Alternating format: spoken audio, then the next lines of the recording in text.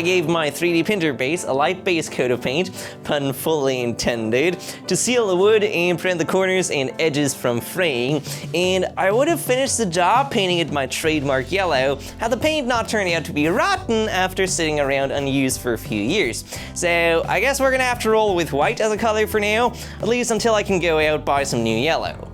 In today's episode, we're finally getting to install some of the internals, putting in the Y-axis with a heated bed so it can move. But first, I have a huge announcement. Chronic Mechatronic is expanding. I spent the last 2 months remodeling this spare room we had to use as an office / studio / 3D printing room, because the one that serves as my electronics lab was getting extremely crammed with all the new stuff I've amassed in recent years, which makes spending the better part of my day in it at the computer pretty claustrophobic, and quite honestly, somewhat depressing. So now I have new space to fill up with even more 3D printers and junk. Plus, it's also going to serve as a major new filming location for many of my videos going forward, because talking about stepper motors in a woodwork shop just doesn't make a whole lot of sense. But Benjamin, you might ask, where's the centerpiece of the room? That fancy new computer you bought a while ago? And that's true, I'm still missing the desk, which is where FlexiSpot comes in, as they agreed to sponsor the video and send me one of their sturdy E7 Plus standing desks. This thing was delivered in no time in 3 boxes via the mail, which is absolutely crazy to me that something as big as a desktop can be delivered by traditional postal services, but something I'm really thankful for because I don't have a car to go pick up huge things like a desk with. It was packaged very well, and assembling it turned out to be quite easy, albeit somewhat exhausting because everything is really heavy, which is a good thing, I guess. The frame can extend to fit desktop sizes from 48 all the way up to 80 inches in length, though I picked the 72-inch top as the smallest one that my dual monitor setup will fit on.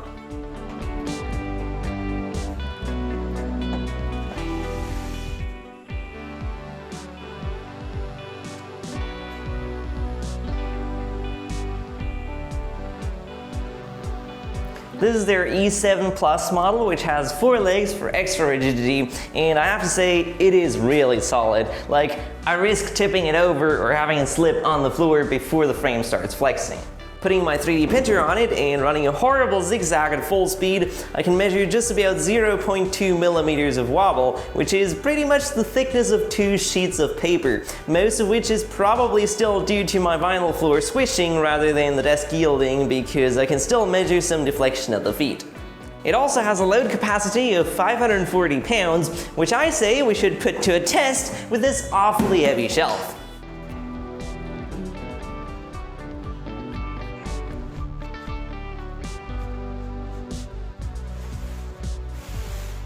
Oh yeah, raises it just fine. Let's try with me on top.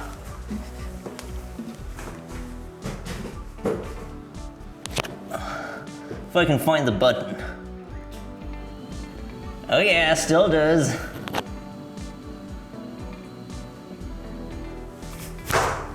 This is perfect because I'm not about to put my $2,000 computer on a wobbly desk where it risks falling off. Now, I thought I'd jump on the standing desk bandwagon because in addition to building stupid 3D printers on YouTube, I also part-time freelance in product design these days, which means I actually spend most of the day at my desk. And it turns out, after a couple of hours, sitting on even a soft chair becomes pretty uncomfortable, and I frequently found myself just wanting to stretch my legs for a while, which is why I thought maybe there is some merit to those motorized desks after all. So huge thanks to FlexiSpot for making this absolutely awesome new setup possible. I think this is going to be perfect for me. Consider me a fan. This desk is solid and the build quality is top notch. And given they provide a 15-year warranty, which is like unheard of these days, I think I don't need to worry about it breaking anytime soon. But let's get to business and start working on this printer. As you might have seen from the printer running, I already printed most of the parts I need, and I have to say the quality I'm getting from this printer these days is astonishing. This is using red PLA from Kingroon, which aside from being super cheap, is also the least prone to stringing one I've tested so far. Now, a little word on filament choice here. Using PLA for anything structural like this is a terrible idea. It likes to creep so much that any screw joint, any press fit is going to loosen up pretty quickly. Case in point, this PLA camera clip. In an earlier video this year, I took a lighter to it and bent it fully closed so I could clamp it onto the printer. Well, now it's very much not on there tightly anymore, and the jaws have opened up quite a bit. The only reason I use PLA here is that my wooden RepStrap would be hard-pressed to print PETG. Theoretically it can, but the much higher bed temperature I'd need, as well as the infamous PETG ripping chunks out of glass beds adhesion issue, really makes me not even want to consider it. So instead, I'm going to print everything from PLA, and then once it's up and running, have PrintoSapiens reprint all its own parts from PETG, which additionally gives me the option of implementing small fixes and design changes after I've seen and assembled these parts in real life, aka iterative prototyping. Unfortunately, speaking of ripping chunks out of glass beds, apparently that's possible for PLA too, because with this rear smooth rod mount, I made the massive mistake of not waiting long enough for it to cool down before taking it off, and it actually left a few craters in the glass. So now I not only have to avoid printing on those spots, but I'm also terrified it'll crack next time when I heat it up, because there is no way in hell I'm gonna make another heat bed for this printer. Let's not forget, this is V2 after I smashed the first one. But anyway, we have all the printed parts except for one, and the vitamins like linear rails, stepper motor, pulleys, and screws and stuff. So now the only part I'm missing is the actual carriage that the bed will sit on. I call it the butterfly for obvious reasons, but everything gets screwed to this part, and unfortunately I have to fabricate it from wood because 3D printing a huge slab of material like this just doesn't make any sense, especially since it probably wouldn't be very rigid. The question is, should I make it out of ordinary 10mm MDF or 2 layers of the 5mm HDF I use for the printer base glued together?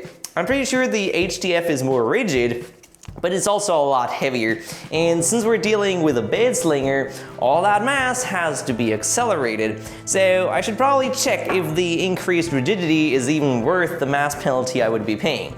So here's what we're doing. I have a sample of each of these materials, and we're going to measure how much they bend when I place a weight on them. Then, dividing that result by the weight of the sample, I get the stiffness to weight ratio. Or, more accurately, a number proportional to it, which I have to say because people are gonna start shouting at me in the comments otherwise. The fancy engineering term for this would be flexural modulus, but we don't need to overcomplicate things with all these formulas. A simple comparison will do, and whichever one turns out to be more rigid for a given unit of weight is the one we'll use.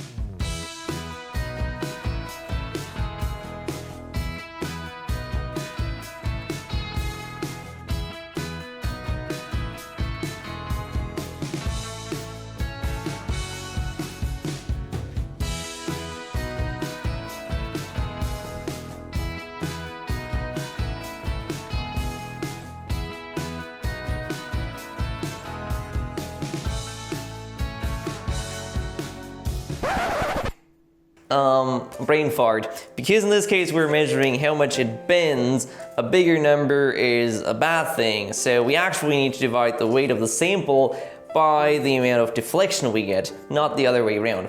This gives us the weight per increment of deflection, so in this case that works out to 4.12 grams per 100th of a millimeter, or 10 microns for the MDF, and 8.4 grams for the HDF. Which is interesting because I could have sworn the HDF was a lot stronger, but apparently that's an illusion and it's only slightly more rigid while being a lot heavier. Meaning I should actually make my carriage out of MDF to get the most bang for the buck in terms of rigidity. I would not have expected that, but I'm not gonna pretend to be blown away by these results because I ran that very experiment a couple days ago and already machined as well as painted the part. But for a quick recap, I decided I should really use my crappy little 3018 CNC to make it because the hole spacing is extremely critical. A 3-pin drill guide probably would have done the job, on top of being a lot faster, but hey, if I have a CNC, I should use it, right? Now, because the part is actually bigger than the work area of my machine, I had to first drill a set of holes into the workpiece to fixture it via corresponding holes drilled into the spoil board. This allowed me to very accurately reposition the workpiece with a known offset and machine the second half with it sticking out the other side. After the top side was done, I flipped it because my tiny 1mm end mill wasn't quite long enough to go all the way through, so with the part being symmetrical in design anyway, I should be able to just go in from both sides and have the holes meet up in the middle, right?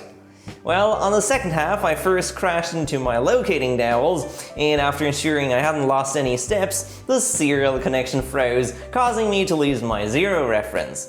Great. So much for cutting it out on the CNC.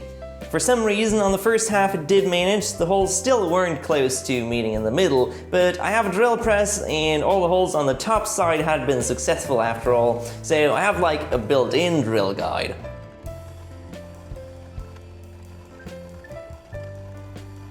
Oopsie.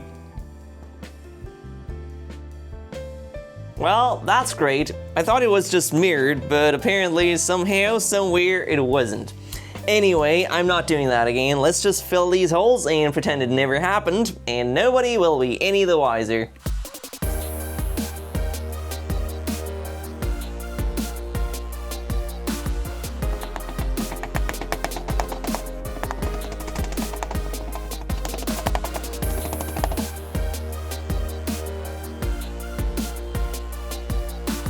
See? Nothing happened. Anyway, CNC be damned, I can finish shaping the part the traditional way, only the hole location is really critical after all, the rest is purely aesthetic. Here I'm using metal pins in the CNC'd holes against an aluminum channel to trim the other side properly parallel.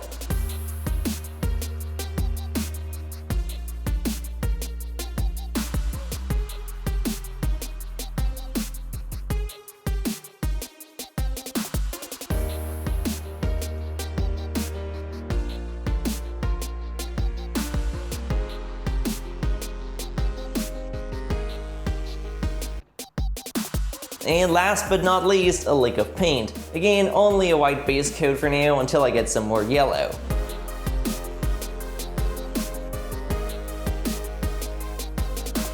And there we are, we have all the parts now. And I mean all of them, because while we were busy taking a trip down memory lane, the printer spent 6 hours making the front Y-rod mount, which I left to cool down overnight to avoid cracking the bed while taking it off. So now we can finally start assembling everything. The first step, which you're probably already familiar with, is sorting the linear bearings and picking the ones that fit the best to set aside for use on the X-axis. The slightly looser ones go on Y, and all the remaining garbage is used up on Z. Okay, these end up from 0, which is basically a snug fit, all the way up to 30 microns oversized, with this last one for some reason completely falling out of line at 70 microns. I don't think I'm even going to use that one, but goes to show just how much variance there is with this stuff, especially when you get the cheap ones from China like I did. And they also need to be washed in isopropyl alcohol to rinse out all the remaining metal shavings that can be in there for some reason, as well as the rust inhibitor, which I'm told doesn't make for good bearing grease.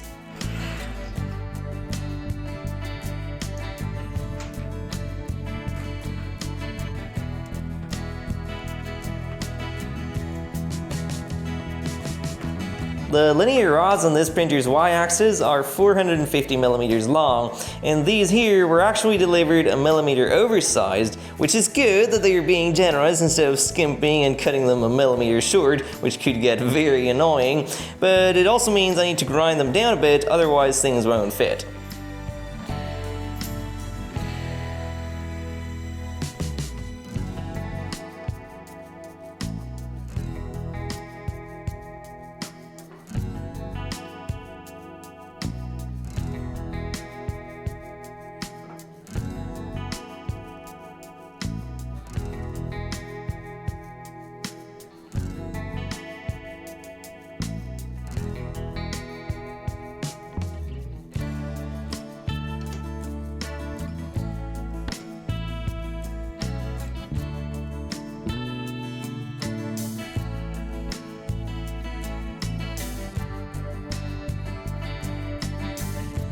And now you can see why the hole spacing in this Y carriage being precise was so incredibly important that I wasted a whole day machining them on the CNC.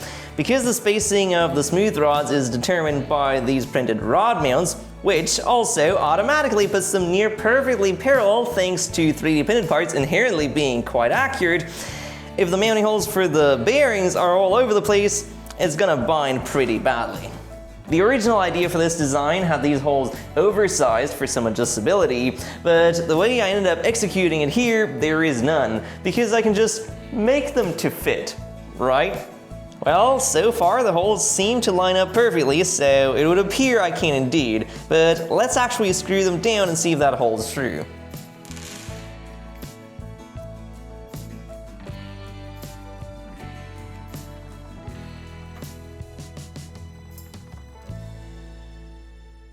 It's not perfect, ever so slightly off, but I think it'll be fine. I might have just enough adjustment in the screws, since screw joints are always kind of wishy-washy, so it might just work out. Also, I just realized I only have half the amount of screws I need. I need 16 and there's only 8 here. I must have messed up when I selected them. The bad news is that I don't seem to have anything else remotely suitable at hand, so I need to go buy some, which I can't because it's Sunday. So let's improvise the Chinese way and only put 2 screws per bearing block. There's no real reason it should need 4 screws anyway.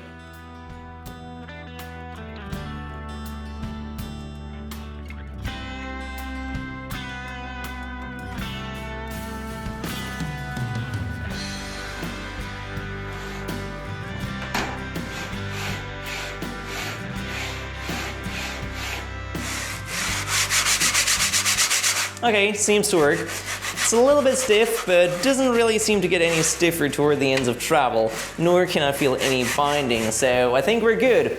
Adjustability of these bearing blocks is definitely something I would recommend. However, given how badly things have been going so far, I might ultimately end up just remaking the carriage altogether, preferably out of something other than wood.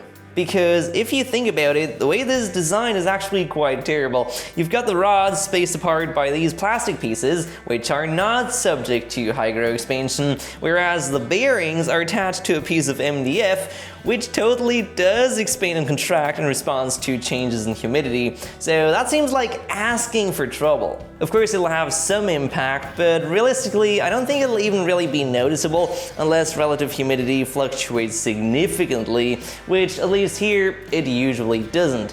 I'm actually more worried about a different variable wreaking havoc, but I'll elaborate on that when we get to it.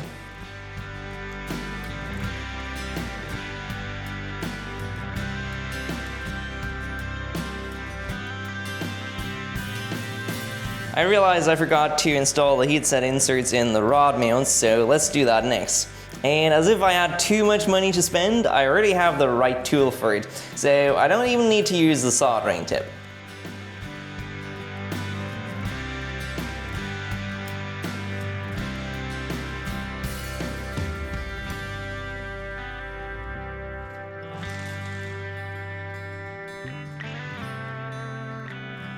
Next, we need to install the Y-axis end stop. The micro switches I'm using for it were salvaged from a mouse, which can be a great source for decent quality switches, and there's a little recess in the front rod mount here that it gets screwed into. I have to say, after spending probably over a dozen hours designing and scrapping and redesigning this front Y-rod mount a total of 3 times, I'm actually really happy with this unobtrusive placement because obviously this whole printer was heavily designed for sleek looks, so I really wanted any unsightly wires and switches and screws to be as invisible as possible.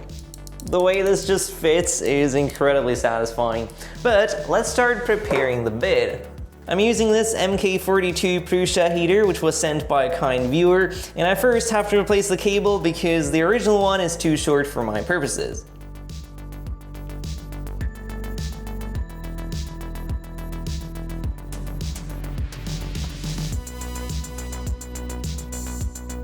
Fittingly for the year 2016, this thing has a PI sheet on it, but we're almost a decade later now, and not even I feel like putting up with nonsense like non-removable build plates anymore, so I need to get it off to install a magnetic sticker for a proper textured spring steel plate.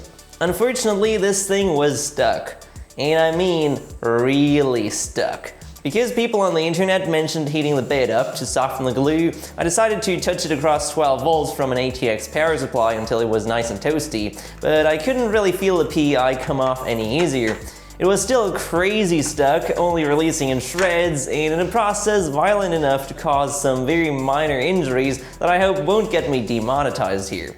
The outcome of this struggle was a PCB heater still completely covered in this nasty gooey adhesive, which, while possible to remove by firm rubbing, immediately gave me blisters trying to do so. Rubbing alcohol did exactly nothing to it, so I had to bring out the big guns. Acetone proved to actually be effective if I liberally poured it on there, at which point it made the glue swell up into a sticky slurry that could be scraped off with a spatula. And yeah, it does remind a lot of making scrambled eggs. I must have used up over a third of my bottle of acetone on this, but after over an hour of scraping, half delirious from the fumes, the goo was finally all gone. Well, that was a nightmare. The takeaway here, I guess, would be to never stick this adhesive PI sheet to anything that you might ever need to reasonably get it off from again. But now I can put on my magnetic sticker. Of course, these are not available size for Prusa beds because Prusa always embedded magnets in their PCB heaters for some reason, but the MK42 predates that practice still, so I simply got a magnetic sheet the next size up, and we're gonna trim it to size.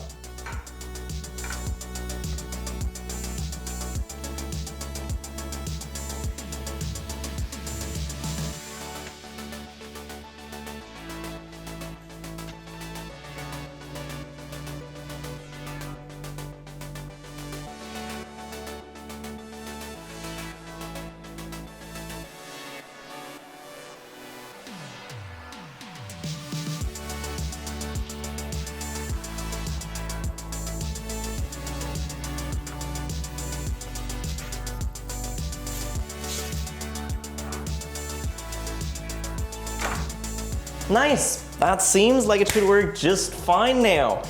And we have a strip of it left over for some 3D printed fridge magnets. On the other hand, this thing is extremely heavy now. It feels like over a pound on its own, which would not exactly be ideal for my print speeds.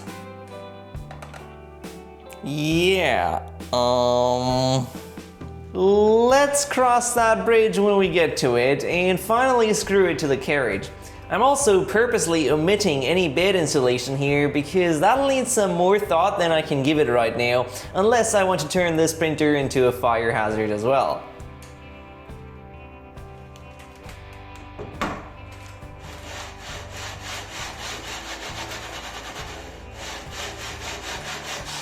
Very nice, though I'm still not happy with the weight here. But now you can also see what I was worried about with the MDF. Radiant heat from the bed. Since they are fairly close together, no matter how good your insulation is, some heat will always reach the carriage, unilaterally heating the MDF, which is the exact thing most likely to warp it. And since the bed is rigidly screwed to it in 6 spots, rather than floating on springs, it has no other option than to comply.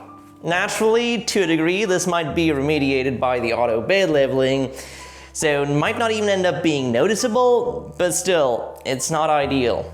I would go as far as to say the most suboptimal part to be made from wood on this partially wooden printer is the Y carriage, but after the magnetic sticker and the PI build plate, I really didn't feel like forking out another 20 to 30 bucks for a suitably thick piece of aluminum or phenolic resin sheet, aka Bakelite colloquially.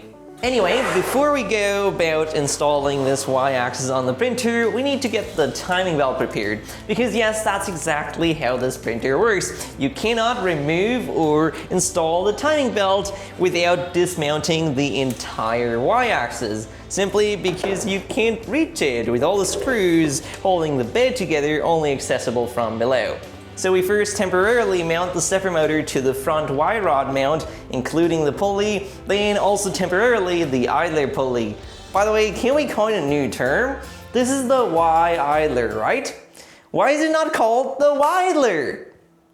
So yeah, we're also temporarily installing the Y-idler pulley using an M5 screw.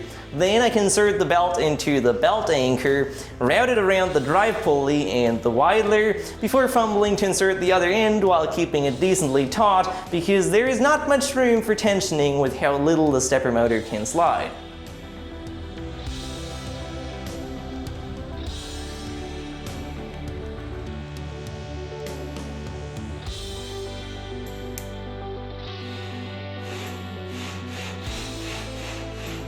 Now I can take out the widler again, as well as the stepper motor, and we're ready to mount it to the printer.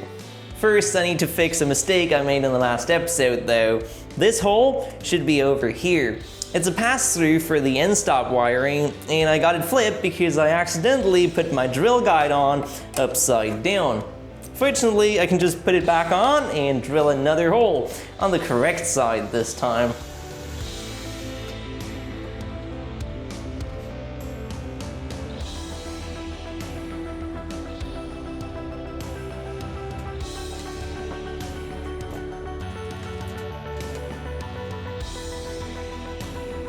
And now we can screw it down from the inside using M5 truss head screws.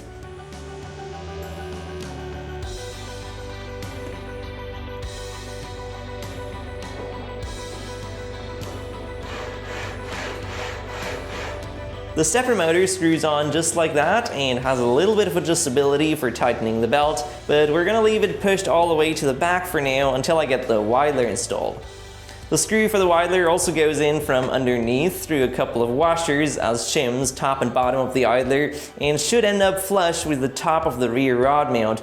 It's not exactly a standard screw length though at 21mm, so I just got a longer one and shortened it appropriately.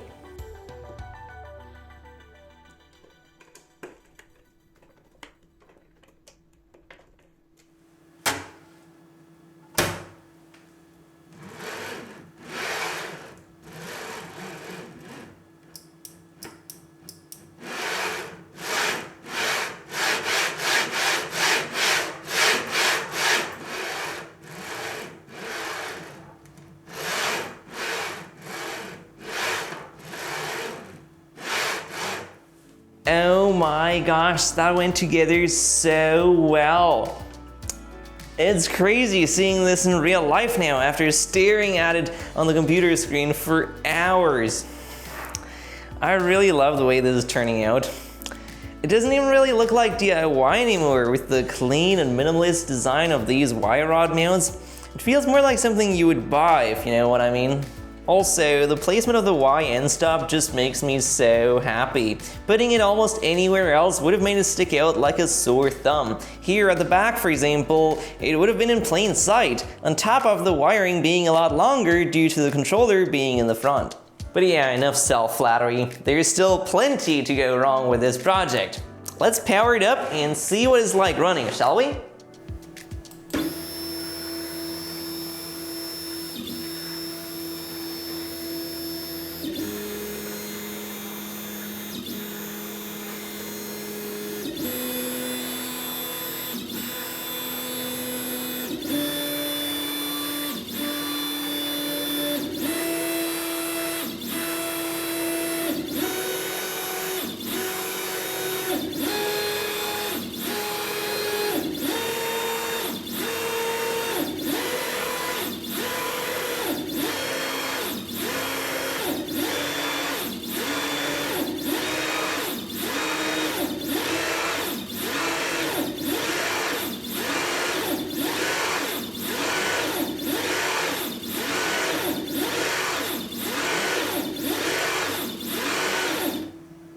And there we have it. This is very much shaping up to become a real 3D printer, whatever that means.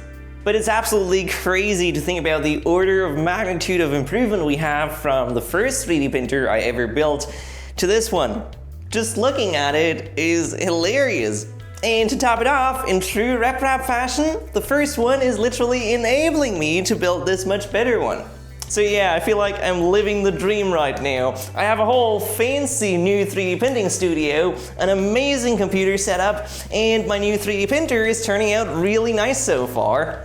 Honestly, having this whole new room dedicated to 3D printing and office work is such a relief, because with all the CNC related stuff being inherently so computer heavy due to having to design everything in CAD first, I've really been feeling stifled in that overly cramped room. And here, I can at least move about without immediately toppling the nearest pile of junk. And best of all, I have my second monitor back, which I was missing dearly because it literally did not fit in the other room anymore. But yeah, this new desk has been amazing. I've actually already been making great use of it, constantly moving it up and down to show the assembly of the printer while standing, and then sitting down to edit that portion of the video. So if you want to treat yourself or someone you love to one of these, don't miss the FlexiSpot Black Friday sale. Up to 80% off, the best discount you never get over the year, and there also is a chance to get 100% free orders. If you have a limited budget, you can choose their E7 premium desk. Don't miss out, shop now, and if you liked it, leave a note saying Chronic Mechatronic at checkout and use my code YTE7P50 for an extra $50 off. That would mean a lot and really help support the channel. Anyway, I really hope you enjoyed this video. The printer is coming together pretty fast now. As always, a massive thanks goes out to everyone supporting on Patreon for helping make all this even possible. Those folks are getting a whole behind the scenes video series about my eventful journey renovating a room for the first time in my life. I'll probably see you all in January with the next video because I've been seriously on the grind as of late, pulling long hours to make this video happen in time, so I kind of need a breather now. Breather still not meaning vacation by any means, since in the meantime, other work's been piling up. So yeah, Merry Christmas and Happy New Year in advance. Bye bye!